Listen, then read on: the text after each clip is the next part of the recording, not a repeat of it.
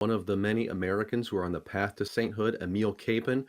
Matt, a lot of people say Kapaun, but according to the stuff I've seen, the local friends and family say Kapaun. Emil Kapaun was born in 1916 in rural Kansas to Czech immigrant parents. He attended Pilsen High School, Conception Seminary in Missouri, and then Kenrick Seminary in St. Louis, was ordained a priest for the Diocese of Wichita in 1940. 3 years later, during World War II, he joined the chaplain corps, served U.S. forces in Asia in the closing months of that war.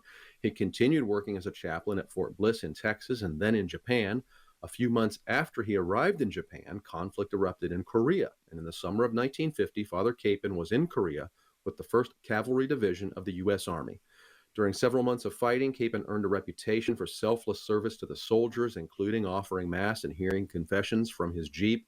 He won a Bronze Star for braving enemy fire and saving a wounded man's life. During the Battle of Unsan in November 1950, he remained with a beleaguered battalion, this time rescuing 40 men under fire, for which he would be posthumously awarded the Medal of Honor.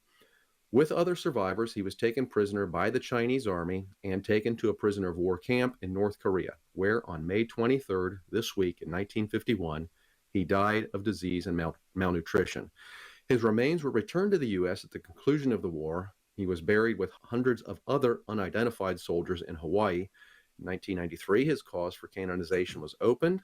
In the 2000s, a project was begun using new technology to identify the remains of soldiers killed in Korea. And in 2021, Emil Kapaun's were conclusively identified. There's a brief but moving documentary I'd highly recommend it. It's called Father Kapaun Comes Home.